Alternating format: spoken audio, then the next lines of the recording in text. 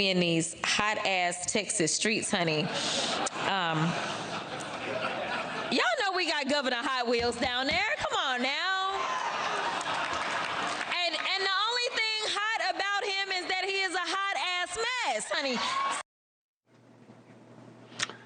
At the Human Rights Campaign, no less, Texas member of Congress, Democrat Jasmine Crockett, making fun of a guy in a wheelchair. The Republican governor was paralyzed from the waist down. Seriously? It's not the Democratic Party I was raised by. Not in, not part of its greatness, never was, never will be. Can you imagine Elijah Cummings saying something like that, or John Lewis, or Mario Cuomo, or Bill Clinton? Wow. Now you got AOC and Bernie Sanders, two self-described socialists out on the road. This is what the Democrats want to be seen as? You want to fight the oligarchy. This is how? Former Democratic Party presidential candidate, founder of the Forward Party, Andrew Yang. Andrew, are you the guy who told them, go out there and start saying a lot of mean shite and you'll get back on top? It wasn't me, it was the algorithm, Chris. But the fact is now you have incentives to try and get attention by any means necessary. It'll increase your following, your email list, get you those small dollar donations. And so it's little wonder that at this point, you know, like there's a bit of a competition for attention. What did you think when you saw Bernie and AOC going out there with their new version of Fight the Man?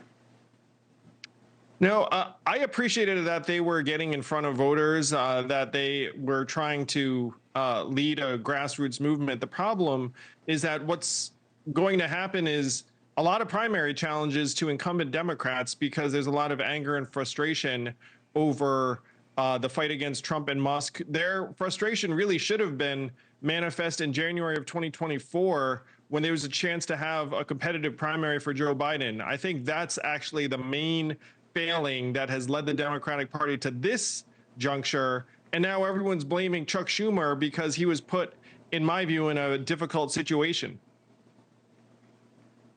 Well, look, you can't blame Schumer. Shutting down the government sucks. And the Democrats have had high ground on that. They didn't have a better deal to have. They don't have the numbers to force one.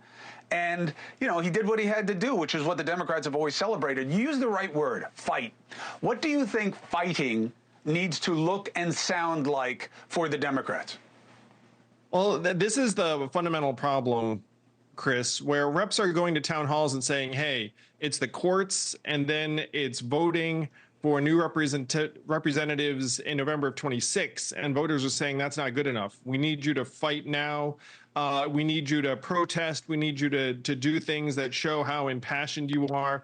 And a lot of representatives are looking at this saying, okay, like what is this move you want to make? To your point, if Chuck Schumer had actually led a shutdown of the federal government, you would have had hundreds of thousands of furloughed federal employees. You would have had a stock market crash, in my opinion, a recession kick off, millions of Americans in distress. My joke was that, look, if you're going to be for a shutdown of the government, then you need to have a $10 billion GoFundMe to fund federal employees keeping a roof over their head over the next number of days. But that's not something that a lot of the Democratic grassroots activists want to hear.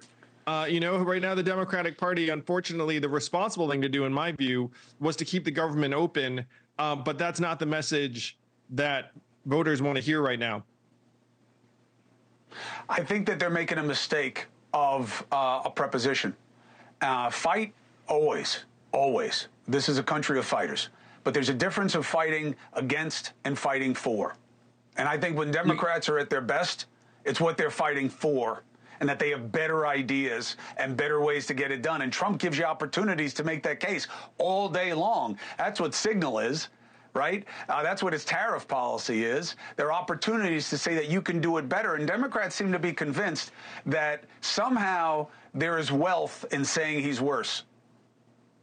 Well, you got to fight smart, to your point, Chris. And to me, the major stumbling block for Dems, aside from the fact that you're going to have a lot of incumbents get primaried next year, but it's virtually mathematically, taken from the math guy, it's very, very difficult for Democrats to win back the Senate, which means that if you stand before crowds and say we're going to pass legislation, you're not going to be able to do so as a party unless that dynamic changes. That dynamic's not going to be determined by crowds in blue states, it's going to be determined by whether you can win a Senate race in a state that has become very inhospitable for Dems that have a 29% approval rating. So that's the unanswered question.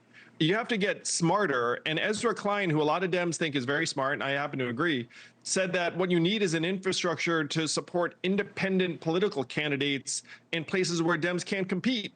You know, a guy named Dan Osborne ran in Nebraska neck and neck with an incumbent senator, and the Republicans had to dump 8 figures into ruby red Nebraska to fend off that challenge. That's a model that needs to be followed, and that is, in my opinion, what a lot of the Dems should be talking about.